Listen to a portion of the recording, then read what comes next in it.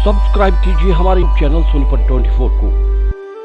सबसे पहले लेटेस्ट खबरें देखने के लिए बेल आइकन को दबाइए। खरखोदा शहर के अनाज मंडी में शनिवार को आड़तियों, किसानों और भारतीय किसान यूनियन के सदस्यों ने रोष प्रदर्शन किया। कृषि अध्यादेश के खिलाफ प्रदर्शन करते हुए इस दौरान न केवल कृषि अध्यादेश की प्रतियां जलाई गईं, बल्कि सरकार के खिलाफ नारेबाजी भी की गई। अध्यादेश के खिलाफ प्रदर्शन कर रहे किसानों और आड़तियों का प्रतिनिधित्व करते हुए खरखोदा मंडी प्रधान नरेश दहिया ने बताया कि सरकार जो 3 नए कृषि अध्यादेश लेकर आई है, वो किसान और आड़ती को बर्बाद करने के लिए लाए गए हैं। सरकार पूंजीपतियों के लिए अब किसान और कमेरे वर्ग के साथ आड़तियों को भी सिर्फ मजदूर बनाना चाहती है। उन्होंने कृषि अध्यादेश को काला कानून बताते हुए इसका हर स्तर पर विरोध करने की बात कही।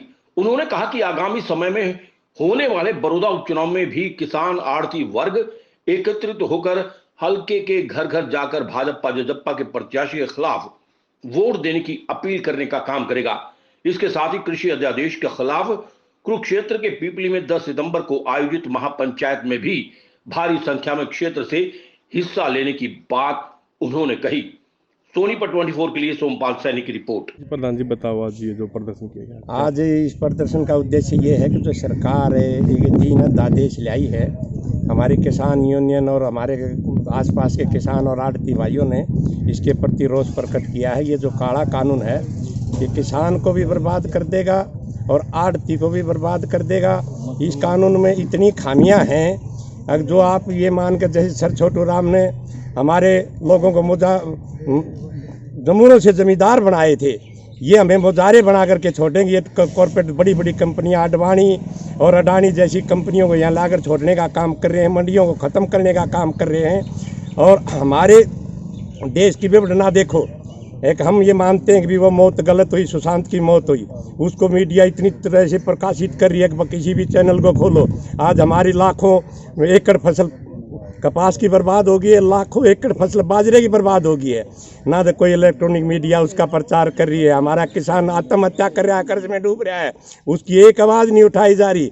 सिर्फ साहूकारों की बात हो रही है। किसान बर्बाद हो जाएगा इस कानून से, आड़ती भी मजदूर हो जाएगा। आने वाले टाइम में ऐसा काम करने जा रही है सरकार। एक गरीब आदमी 2 रुपये किलो अपना गेहूं खरीद के, जो सरकार उसको सुविधा दे रही है, उसमें 20 रोटी पका करके अपने परिवार का पेट पालने का काम करता है। ये सरकार की ऐसी पॉलिसियाँ हैं। अगर ये रोटी भी मालों में बिकाना चाहती है, अगर एक रोटी के गरीब आदमी कहाँ से लेगा, तो 10-10 रुपये की एक रोटी बिकेगी। आज ये जमींदार की जितनी ज़मीन है, इसको बड़ी कंपनियों के हाथ। एक कृषि मंत्री का मैंने एक दिन बयान सुना, बड़ा दुख भी होया, पर सरकार है क्या करें। उन्होंने क्या कहा कि पानी भर गया तो या मैं एक कंपनी को लाता हूँ या मच्छी पाल लो। अरे भले आदमी, तो किसान का बेटा इतनी ये सोचनी चाहिए, इनका फसल ज़मीन से पानी निकालने का काम कर, पैंप लगवाने का काम कर, इनको आश्वासन दे, अगर तुम्हारी ज़मीन में पानी नहीं भरने दूंगा, तुम अपनी खेती करके अपने बच्चों का पेट पालियो। वो भी कॉर्पोरेट जगत को देने की बात की है। अभी मैं बड़ी कंपनियों यहाँ मछली पालन कर रहा हूँ। इस सरकार ने 3 अध्यादेश लाए हैं, ये ऐसे अध्यादेश हैं, ये काला कानून है और हम इसका पुरजोर विरोध करते हैं और करते रहेंगे। और मरते दम तक हम ये कोशिश करेंगे भी, हम बड़ौदा उपचुनाव आ रहा है, घर घर के जा कर के भीख मांगेंगे एक वोट की। इस सरकार की ईंट से ईंट बजाने का काम करेंगे और इकट्ठर सरकार और मोदी सरकार को उखाड़ फेंकने का काम करेंगे।